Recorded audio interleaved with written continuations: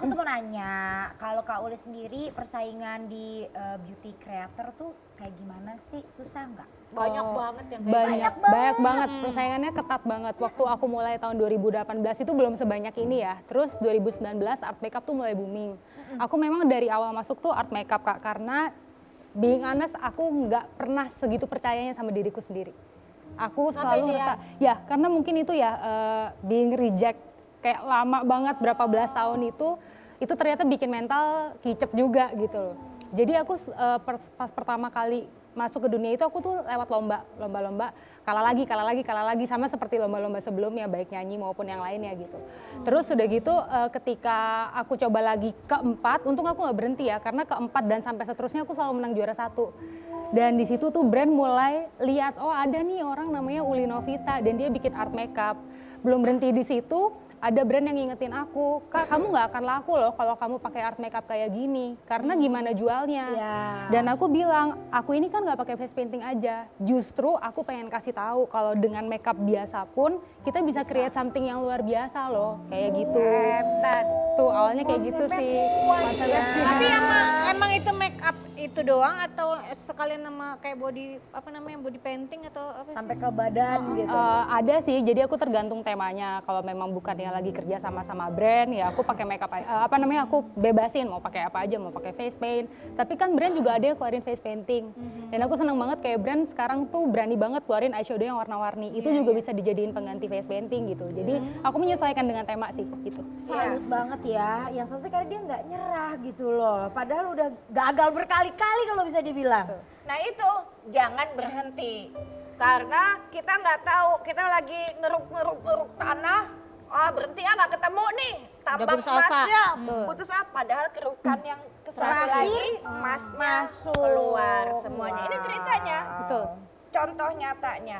Dan ini pasti nih Kak Temi mesti membantu anak-anak muda, khususnya juga perempuan-perempuan yang kreatif dan memperkenalkan produk lokal. Kan produk itu bisa barang, bisa juga jasa begitu ya, ke dunia internasional. Ya.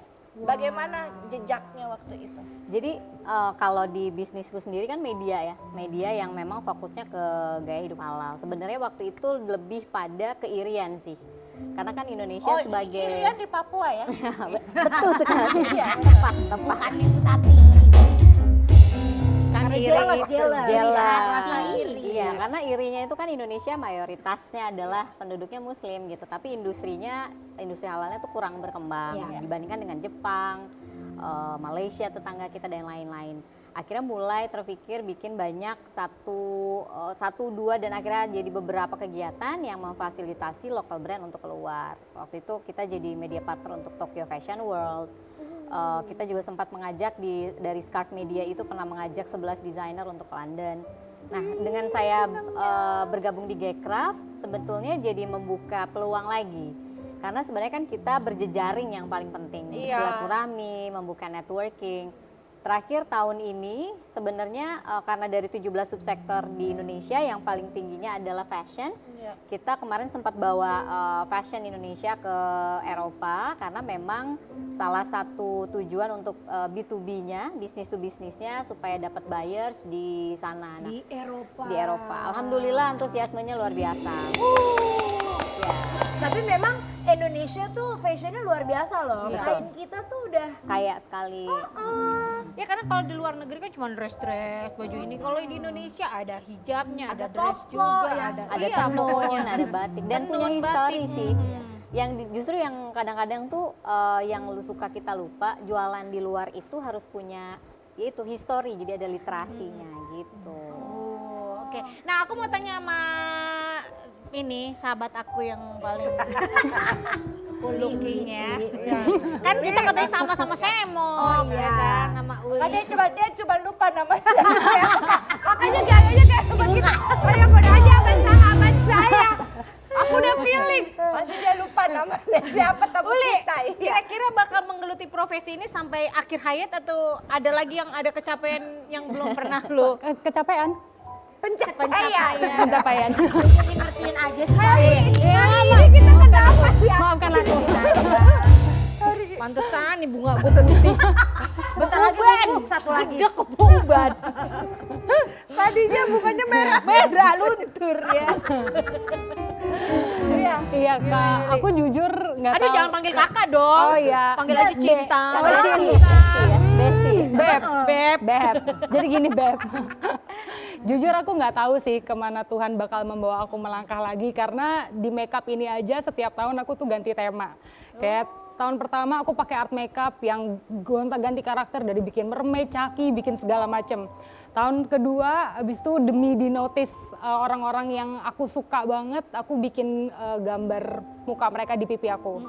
Terus tahun ketiga aku lupa apa lagi, pokoknya tahun ini karena kok nggak naik-naik ya Tuhan gimana ya, aku berdoa gitu. Terus tiba-tiba kepikir bikin imitate. Sebenarnya dari dulu udah, tapi aku nggak pernah pede untuk udah lanjut terus aja imitate-nya gitu kan. Mirip banget sih kacau.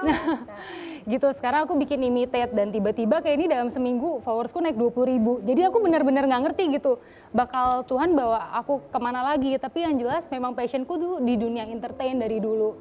Jadi aku benar-benar nggak bisa pikirin lagi jalan lain gitu. Kalau Tuhan buka jalan di nyanyi, mungkin aku akan dengan senang hati nyanyi lagi. Kalau Tuhan buka jalan di mana aja ya intinya aku bakal terus berusaha dan kasih yang terbaik aja sih. 100% kreatif Iya, ya, Atemi ya. Tadi Ibet denger nggak kalimatnya? Kalian semua denger nggak kalimatnya? Biasanya keberhasilan itu adalah awalnya itu ya udah ngejalanin aja, bukan jadi tujuan. Maka menjadi berhasil naik 20.000 follower secepat itu, begitu itu udah bonus. Itu Iya, bukan tujuannya. betul. Ya. Iya, benar. Jadi kalau ditanya apa sih resep sukses? Nggak tahu, saya sukses apa ya? Pokoknya saya mengerjakan sesuatu yang saya bisa, saya cintai, mengerjakan apa yang kita cintai dan mencintai apa yang kita kerjakan. Nah itu. Dan selalu kasih yang terbaik Kak. Iya. Harapan pun Saya selalu juga kasih yang nggak terbaik. mau menggebu-gebu jadi orang terlalu cantik gitu. Saya ikutin aja rollernya. Udah. Jatuh kan? Jatuh. Kan? Tapi Kak Temi tadi sempat bilang ya bahwa penting banget punya ekosistem yang ngedukung, lingkungan yang bahasanya mendukung, ketinggian ya kan? Eropa. Memang ekosistem apa? Ekosistem anaknya dulu. Iya, Itu siapa? Si Eko. Bukan. Maksudnya tuh lingkungan sekitar, iya. lingkungan sekitar. Kalau Kak Temi sendiri Iya. itu dukungan dari keluarga seperti apa? Mendukung atau punya? Iya, Masalah tadi ngomong-ngomong soal nyeleneh dipikir-pikir bener juga sih. Jadi aku tuh pasti didukung sama keluarga lah ya, ibu, bapak, sekarang suami, anak, dan lain-lain. Karena yang paling aneh di keluarga dulu juga aku. Jadi kalau Sejenis kita semua ya. orang-orang kreatif tuh memang out of the box. Jadi kalau adekku sekarang jadi ibaratnya pegawai kementerian gitu ya, yang bener-bener gitu. Yang tiba-tiba jadi pengusaha media, bikin industri fashion dan lain-lain ya cuman aku karena dari dulu mencintai sesuatu yang sifatnya tuh seni gitu. Dan keluarga itu penting sih karena kalau ketika keluarga nggak dukung, kita nggak bisa mengeluarkan potensi kitanya optimal. Tapi ketika dikasih ruang, apalagi dikasih doa yang luar biasa sama orang tua, itu nembusnya udah sampai Iya, atas betul, gitu. betul. Jadi keluarga dan lingkungan pertemanan juga. Kadang-kadang tuh yang saya rasakan gitu ya, ketika kita bertemu dengan tadi orang-orang yang kreatif, kita jadi termotivasi lebih untuk lebih kreatif, berinovasi. Ketika melihat teman kita nih misalnya bikin sesuatu, wah ini keren nih gitu. Kita jadi terpikir lagi tadi Uli juga bilang, saya tahun ini setiap tahun ganti karena menurut saya industri itu bisa bertahan kalau dia terus berinovasi. Iya, benar. Jadi kreator juga sama. Kalau misalnya dia pengen tetap bertahan jadi content creator, dia juga harus tetap berinovasi. Kalau tiap bulan ganti pacar gitu biar uangnya Itu baru nggak terus. kreatif. Itu gatel loh, itu gatel. Ini gatel kan kita ganti pacar. Iya. Makanya namanya orang pintar otaknya kiri apa kanan tuh Kak?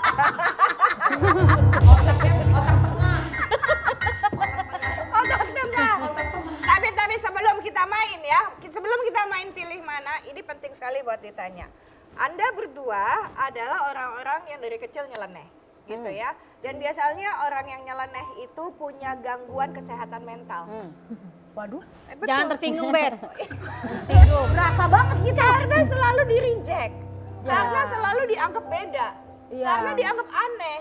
Dan kalau kita nggak kuat-kuat itu menyedihkan. Betul apa tidak? Betul sekali. Apa yang mau disampaikan supaya kita menerima perbedaan dari setiap keanehan dari orang di sekeliling kita. Coba kakak dulu. Kamu dulu. Oh, dulu. Kan kamu yang paling getir Bener juga. hidupnya. Getir. Iya. Oke, baiklah.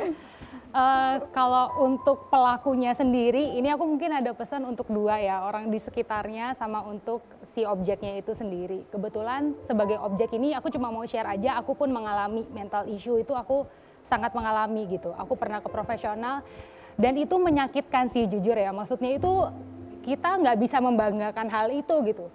Tapi yang aku bersyukur aku pun nggak malu dengan hal itu gitu. Karena disitulah aku belajar banyak kalau perbedaan itu nggak buruk gitu, perbedaan itu selama kita bisa menyampaikan dengan positif itu bakal impactnya malah lebih baik daripada yang biasa-biasa aja. Tapi memang ketika kita tuh kreatif, kita aneh, kita akan menerima hal-hal yang apa ya mungkin nggak bisa sejalan dengan otak kita gitu kan. Orang normal akan melihat kita aneh dan sebaliknya gitu biasanya gitu, kayak kita selalu mikir kenapa sih orang lain kok nggak bisa ngerti aku gitu kan.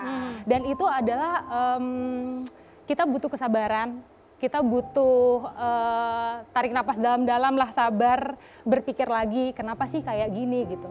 Kita butuh juga teman, yaitu tadi orang-orang sekitar untuk bisa mendukung, karena memang kalau sendiri itu bakal susah banget kita hadapin.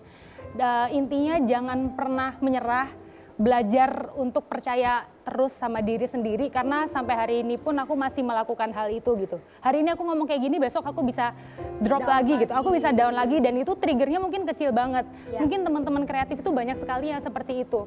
Tapi ingat, kalau hari ini buruk belum tentu hari besok buruk juga, bisa jadi besok tuh hari yang cerah gitu. Mungkin ini pengalaman pribadi ya Kak, aku sedih banget kalau langsung ya. Lagi sedih, iya. Ini lagi terharu juga. Karena Iya, kalau iya. hidupnya Aida seperti itu kan. Iya, aku jadi sedih banget denger ya justru. Hari ini aja kita lebih kacau hidupnya. Kamu lebih kacau. Lebih kacau. Dan ya, tahu nggak? Mau selucu apapun, lucu itu profesi. Betul. Tapi dibalik ke hidup nyatanya banyak. Charlie Betul. Chaplin, Iya, dan ya semuanya betul. itu hidupnya sedih banget. Betul. Ya dibaca. Aduh. Jadi sebelum kita manggil Mas Didit, aku izin boleh meluk kamu nggak? Oh boleh banget, thank you.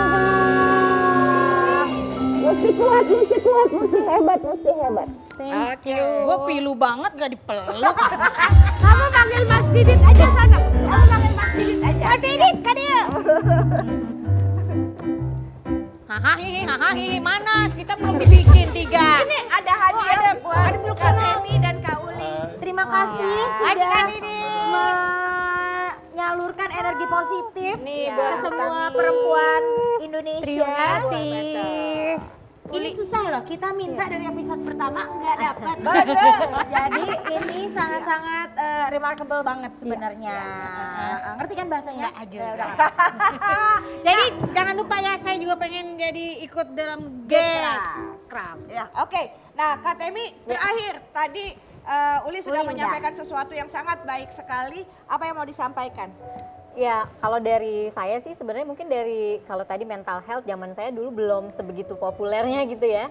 Tapi poinnya adalah bahwa kreativitas itu bisa muncul sebenarnya di setiap individu. Yang paling penting adalah kita punya kemauan. Karena hidup itu bukan untuk berlari, tapi untuk berjalan. Jadi dinikmati setiap perjalanan-perjalanan itu. Dan pilih juga lingkungan yang baik gitu. Karena lingkungan yang baik itu akan menghasilkan energi yang baik juga untuk kita. Jadi kalau kita mau jadi pelaku ekonomi kreatif, berkumpullah dengan orang-orang kreatif, dan jangan lupa juga nih di Gcraft itu kan perkumpulannya orang-orang kreatif. Jadi teman-teman jangan lupa selalu support gerakan ekonomi kreatif nasional. Oke.